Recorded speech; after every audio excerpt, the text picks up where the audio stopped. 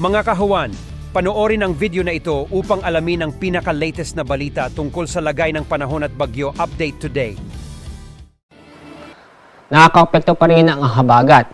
Itong habagat ay naapektuhan ang malaking bahagi ng Luzon. Pero inaasahan na ito'y hihina. Bukas, inaasahan na hindi na ito makakaapekto sa limang bahagi nating bansa.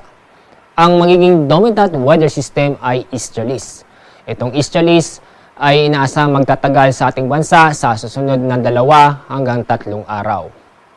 Samantala, yung pong low pressure area ay nasa labas pa rin ng ating Philippine Area of Responsibility. Base sa ating mga data ngayon, may posibilidad na maging bagyo.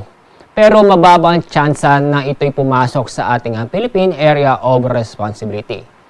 Inyong papansin, malayo ang low pressure area sa ating bansa, kaya hindi po natin inaasahan na makakaapekto sa ating lagay na panahon ngayong araw. Kasalukuyan, ang layo ng low pressure area ay nasa more than 1,400 kilometers silangan ng Mindanao.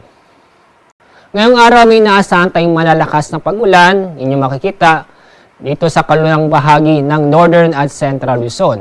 Ang mga lugar ay Ilocos Sur, La Union, Pangasinan, Zambales at Bataan.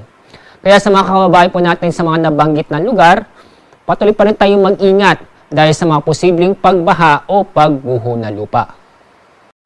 Although wala tayong gale warning, pinapayuhan namin ating mga kababayan nang babalak pumalaot sa ating mga karagatan. Mag-ingat pa rin tayo dahil sa minaasahan pa rin tayo ng mga katamtaman hanggang sa maalon, lalo na sa may bandang northern at western seaboard ng Luzon.